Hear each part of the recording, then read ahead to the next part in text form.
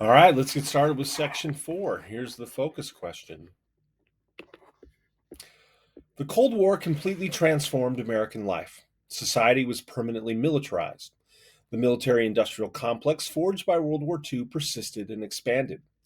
The United States retained a large and active federal government which spent billions on weapons and overseas bases. Pardon me. National security justified enormous government projects and expenditures, including aid to higher education and the building of a national highway system. It also made government officials secret and dishonest, leading, for example, to the covering up of nuclear, chemical, and biological weapons tests conducted on U.S. soldiers and civilians. Cold War spending fostered economic growth and scientific and technological innovation that greatly shaped civilian life in medicine, computers, aircraft, and other products. Government research needs expanded higher education. The Cold War changed immigration policy to favor refugees from communist countries and increased pressure on American officials to minimize segregation. And the Cold War, like World War I, created a culture that sharply differentiated the loyal from the disloyal and eroded civil liberties. Dividing the world between liberty and slavery automatically made those who could be linked to communism enemies of freedom.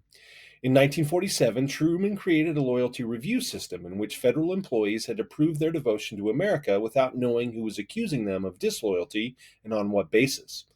Along with persons suspected of disloyalty, the new system also targeted homosexuals who worked for the federal government. Homosexuals were deemed particularly susceptible to government Soviet blackmail, but ironically, the government conducted an anti-gay campaign at the same time that gay men enjoyed a powerful presence in the arts that were said to be expressions of American freedom. No espionage was revealed, but hundreds lost their jobs or resigned rather than be investigated.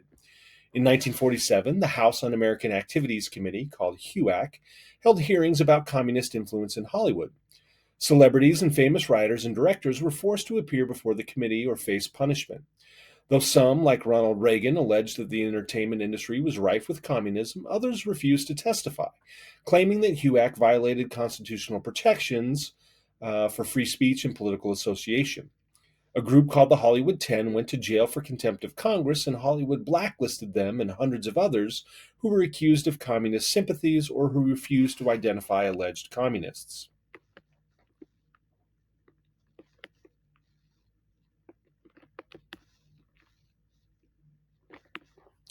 Several high-profile legal cases exacerbated the anti-communist craze. Whittaker Chambers, a Time magazine editor, charged that in the 1930s Alger Hiss, a State Department official, had given him secret documents to take to Soviet agents. Hiss denied the allegations but was convicted of perjury and served 5 years in prison. Richard Nixon, a young California congressman and member of HUAC, achieved national prominence because of his pursuit of Hiss. The Truman administration put Communist Party leaders on trial for advocating revolution, and several were imprisoned. In 1951, Julius and Ethel Rosenberg, working-class Jewish communists from New York, were convicted of conspiring to pass secrets about the atomic bomb to the Soviets during World War II. The evidence against them was deemed too secret to be revealed at the time, but later it became clear that Julius had not given the secret of the bomb to the Soviets, and that almost no evidence supported charges against Ethel. Even though their charges were less serious than spying or treason, the judge said they had helped cause the Korean War. They were sentenced to death and executed in, in 1953. Regardless of whether Hiss or the Rosenbergs were actually guilty, their trial strengthened Americans' sense that a massive spy network in the United States endangered the nation. This climate of fear allowed an obscure Wisconsin senator to lead a spurious anti-communist crusade. In 1950, Senator Joseph R. McCarthy, who was elected in 1946 partly because of a falsified war record, delivered a speech in Wheeling, West Virginia, in which he claimed to have a list of 205 communists employed at the State Department. The charge was baseless, he constantly changed the numbers, and he never identified anyone who was actually disloyal. But McCarthy used his senatorial position to hold hearings and allege disloyalty at the Defense Department and other government agencies. Though many Republicans embraced McCarthy's campaign as a way to damage the Truman administration, his attacks on government officials after Republican candidate Dwight D. Eisenhower was elected president in 1952 alienated Republicans. Few politicians had the courage to speak up, but Maine's Margaret Chase Smith, the only woman in the Senate, condemned the campaign of hate and character assassination. In 1954, his allegations of disloyalty in the Army led to televised hearings that exposed McCarthy's tactics and led to his downfall.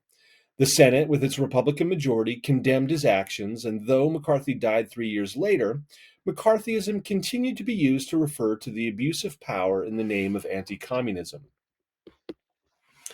Although anti-communism most affected the national government, it pervaded local government and life as well. States created committees based on HUAC to ferret out alleged communists, and state and local authorities required loyalty oaths of teachers, pharmacists, and other professionals. Private groups like the American Legion and the National Association of Manufacturers also targeted individuals for their political beliefs. Organizations that had been influenced by communists in the 1930s and 1940s became tainted, and those who would not testify about their past and present political opinions or refused to name communists often lost their jobs. Un-American books like stories of Robin Hood were removed from local libraries. Universities refused to host left-wing speakers and fired teachers who would not take loyalty oaths. The courts did nothing to halt these violations of civil liberties, and the Supreme Court defended the imprisonment of communists for their beliefs. Though Soviet spies certainly were in the United States, the minuscule Communist Party did not endanger American security.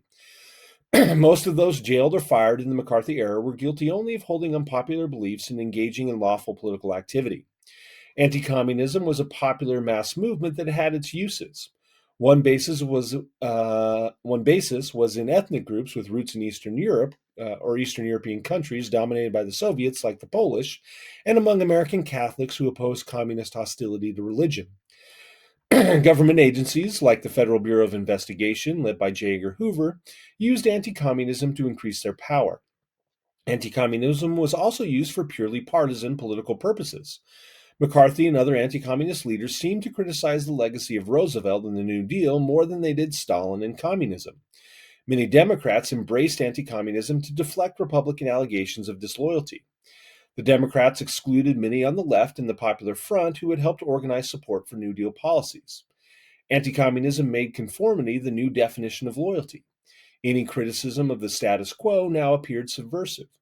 Business used anti-communism against unions, white supremacists used it against black civil rights, and others used it to defend sexual morality and traditional gender roles against feminism and homosexuality. Anti-communism, most pervasive from the late 1940s to the early 1960s, powerfully shaped American politics and culture. Republicans invoked communism to stymie Truman's political program. Truman became alarmed by excesses of anti-communism, and he seemed to retreat from it in policies and government. In 1950, he vetoed a measure that required subversive groups to register with the government, denied passports to their members, and authorized the president to deport or detain them. But Congress overrode his veto and enacted it.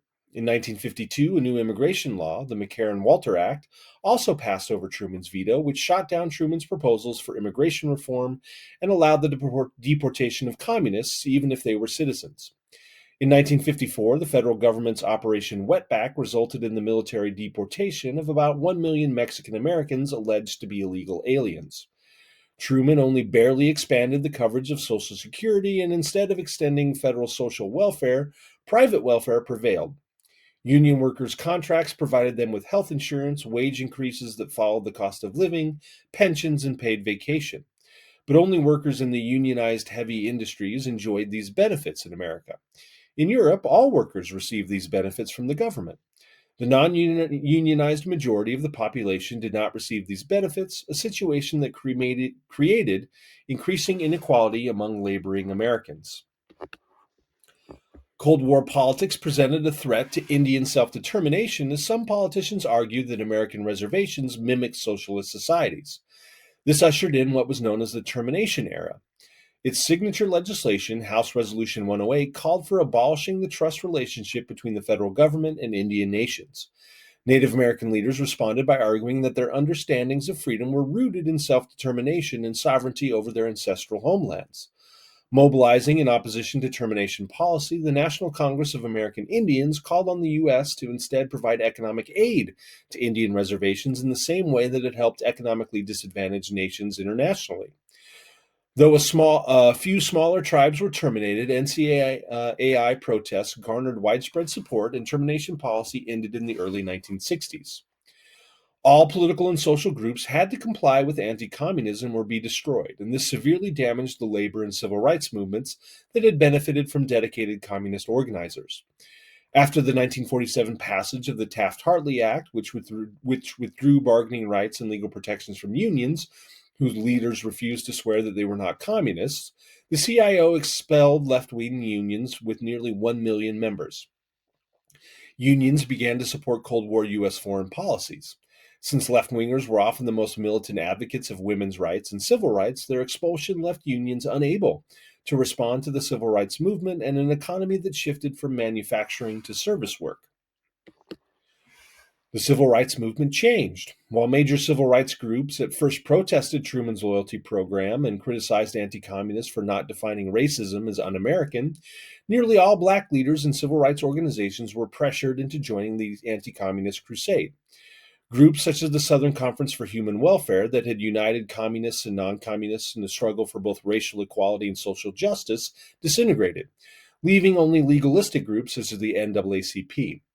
Black organizations adopted Cold War language to argue that segregation and racism in the U.S. gave credence to Soviet criticisms of America, and thus helped solidify Cold War understandings of freedom. In a climate of anti-communism and McCarthyism, criticisms of American policy, domestic or foreign, invited a harsh response. Truman's civil rights program faltered, but the booming economy of the 1950s, which produced an affluent society in America for the first time, produced a widening gap between white affluence and black poverty and disenfranchisement that would help inspire a civil rights resurgence in the 1960s. So that'll be the end of section 4, and this chapter. We'll be back for the next one next time.